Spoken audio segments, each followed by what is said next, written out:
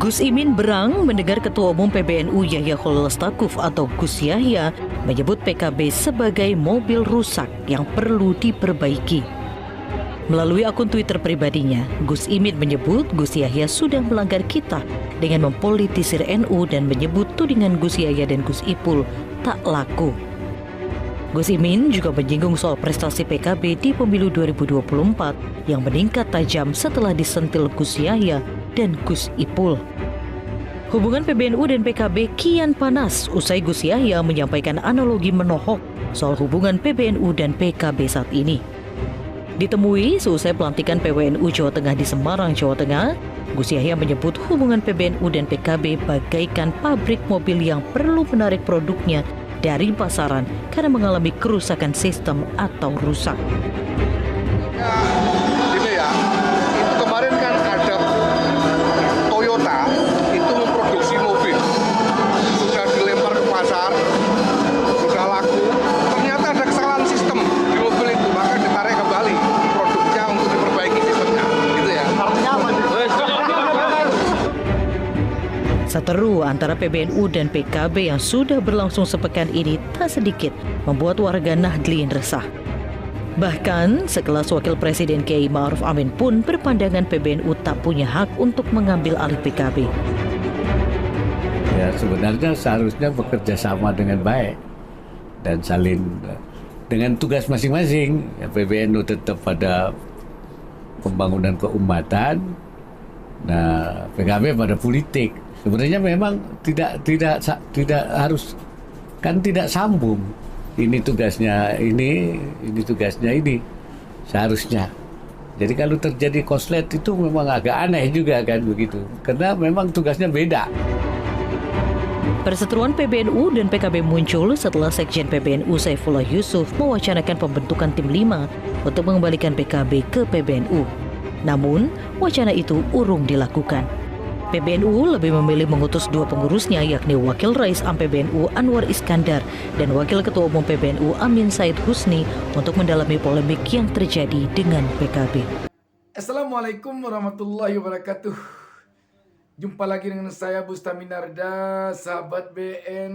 Perseteruan antara PKB dan PBNU kelihatannya belum ada tanda-tanda akan mereda. Bahkan kalau kita misalkan kepada peperangan, ini peperangan sedang berkecamuk. Kenapa kita katakan peperangan ini sedang berkecamuk?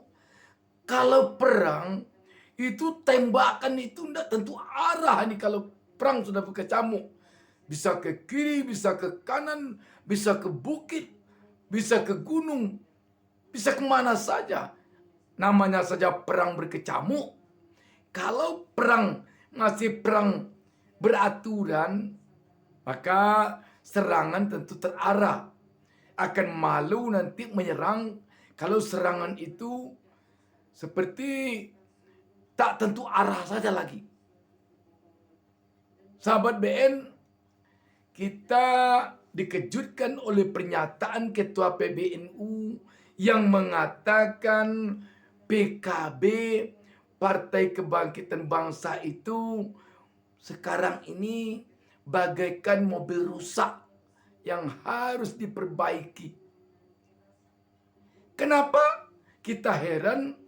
Kita yang dalam hal ini tidak berkesinggungan dengan pihak manapun, kita tidak anggota PKB, tidak kita anggota apa-apa, kita melihat hanya secara real yang kita saksikan.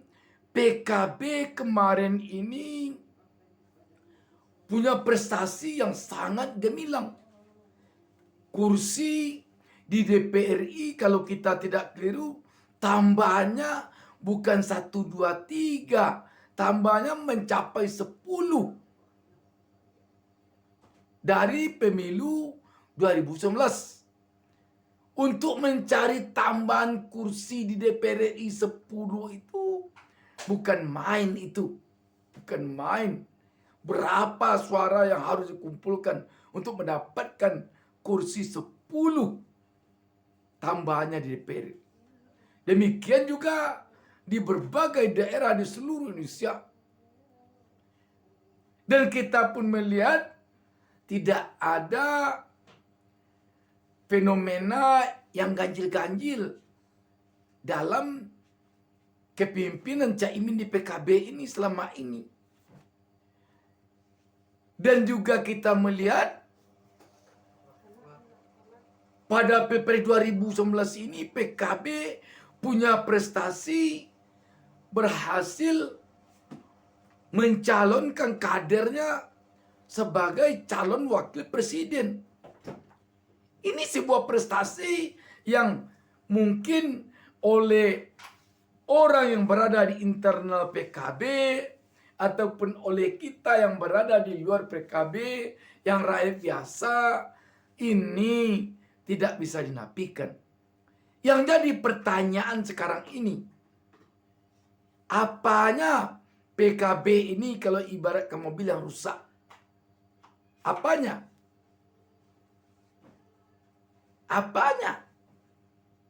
Dan kalau rusak, tentu ahli-ahli mesin yang ada kaitannya dengan PKB, katakanlah seperti ahli mesin yang sekarang ini turut memegang tampuk trayek di Indonesia ini, apakah dia mengatakan memang PKB rusak?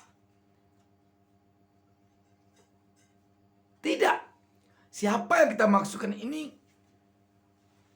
Tokoh NU,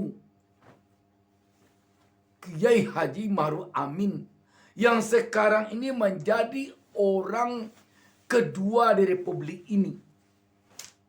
Dia tidak ada mengatakan PKB rusak.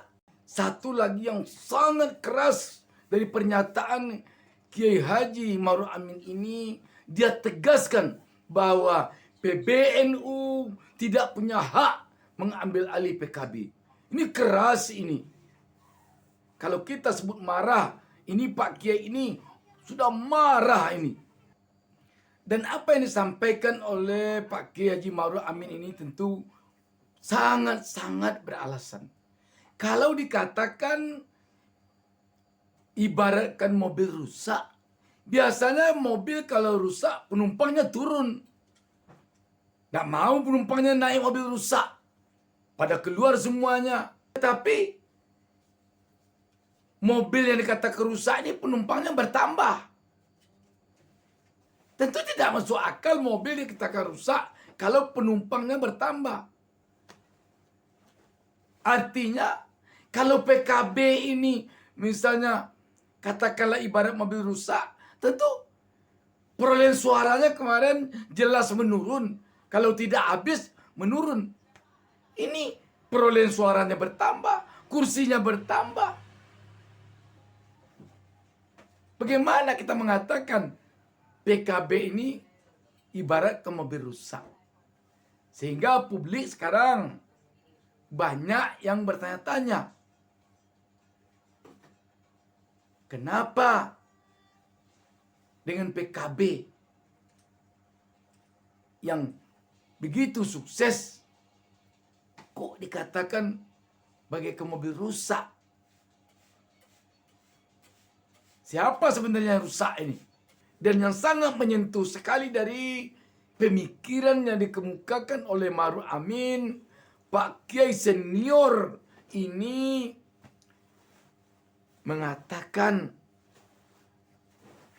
kedua belah pihak PKB dan PBNU harusnya berada di posisinya masing-masing saja. PKB mengurus masalah politik, PBNU mengurus masalah keumatan. Jadi boleh kita agaknya mengatakan orang luar PKB ini bahwa PBNU itu harusnya memang ulama yang kalau boleh dikatakan tidak ada nafsu politik praktisnya. Tapi kalau ulama yang masih punya sawat politik, susah nanti ketika dia mengurus umat sebagai pemimpin, pengurus PBNU yang posisinya mengurus umat warga Nahdliyin. Itu kira-kira kalau kita tidak tiru yang dimaksudkan oleh pernyataan Kiai Haji Ma'ruf Amin yang adalah sekarang ini seorang wakil presiden. Dan kita perlu mengakui, mencontoh dan meneladani Kiai Haji Ma'ruf Amin ini selama menjadi wakil presiden 5 tahun ini. Namanya sangat baik. Dia tidak mau cawe-cawe walaupun kita mendengar anaknya kemarin ini maju ikut dalam kontestasi politik. Dia tak mau cawe-cawe. Ketika Presiden Jokowi dan sejumlah menteri sibuk membagi-bagi bansos di saat Pilpres, dia tidak tertarik, tak mau.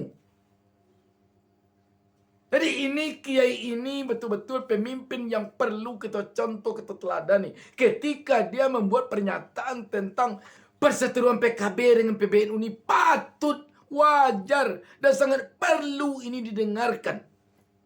Sangat perlu didengarkan oleh pihak PKB, oleh pihak PBNU. Sahabat BN, kita tentu ingin PBNU seperti di kala Pilpres tempoh hari, bahwa dia mengatakan jangan seret-seret PBNU ke politik praktis. Itu tentu diharapkan oleh rakyat, diharapkan oleh publik, agar sampai sekarang ini PBNU juga memegang teguh prinsipnya ini. Demikian, wassalamualaikum warahmatullahi wabarakatuh. Jangan lupa subscribe. Jangan lupa subscribe.